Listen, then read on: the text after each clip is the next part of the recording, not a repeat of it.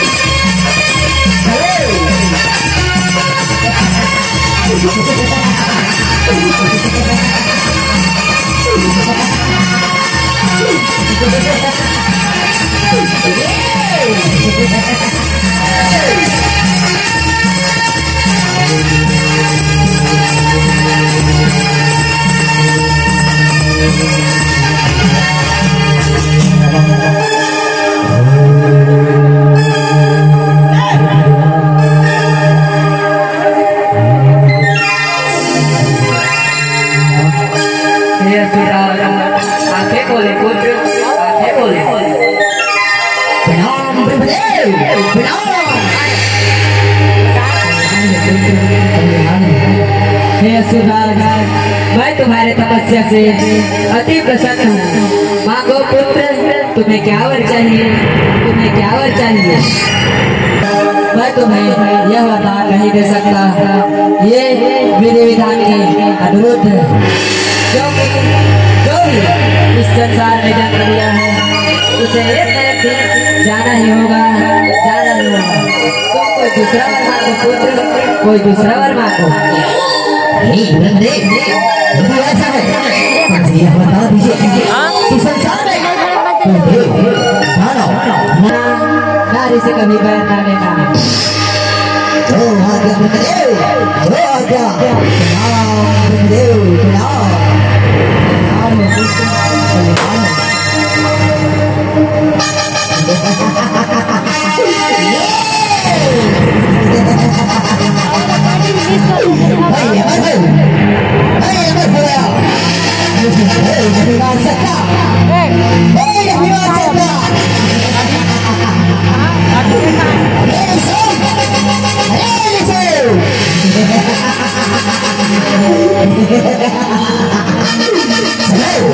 चल पर इंद्रलोक पर आग प्रकट करते हैं।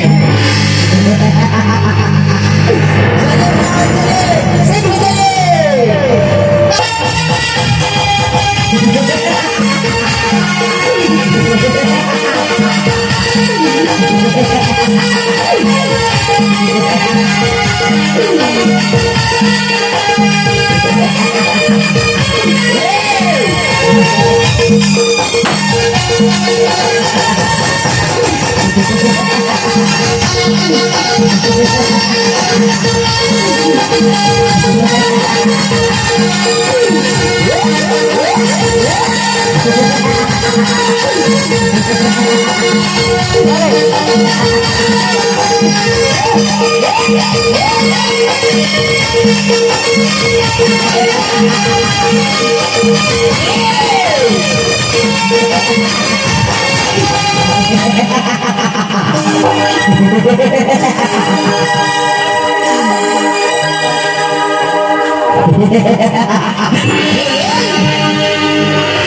क्या अप्सराओं का नृत्य देख रहा है? हाँ, कुछ मतलब है तुम उसे ये निकल हो। अरे दोस्त, मेरा इतना दुस्साहस मेरे ही लोग में आकर मुझे ही धमकी दे रहा है। अगर था तुझमें दम तो आ कर लेते तो हाँ।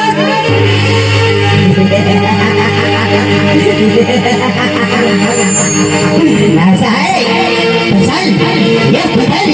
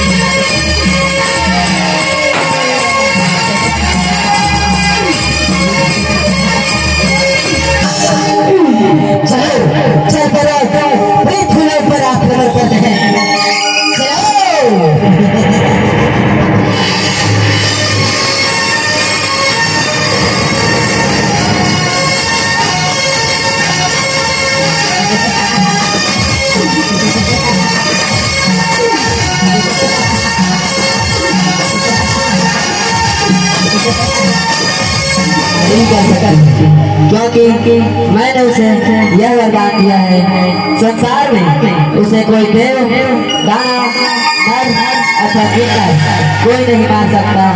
उसे तो सिर्फ एक नारी मार सकती है, एक नारी मार सकती है।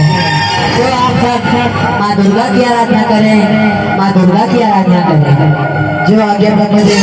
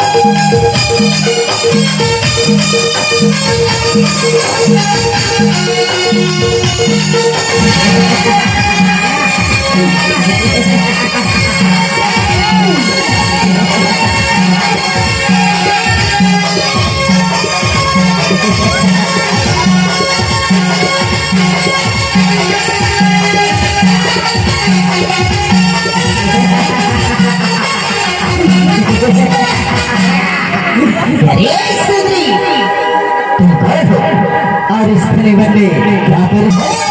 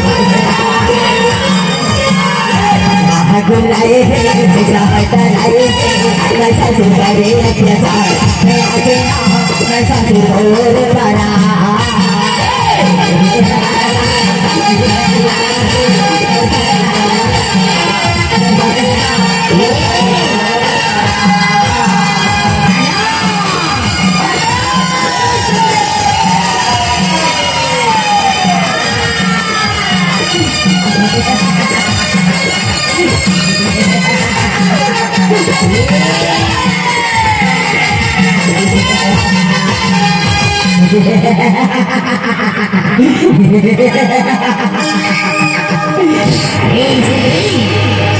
भी समय है, मेरे शरण में आ जा और मेरी मंजिल की पतरानी बन जा, मेरी मंजिल की रानी बन जा। अरे दोस्त, लगता है तेरा कभी तो निकट आ गया है। अब मान ले मेरी कहना और मेरी शरण में आ जा। हे बहनों, इस दुष्ट महिषासुर का अत्याचार बढ़ गया है। इस दुष्ट का विनाश करने के लिए मेरी सहायता करें माते, मेरी सहायता करें। हे देवी शैलपुत्री, हे देवी सुंदरचारिणी, स्कंद माता, हे देवी कल्याणी,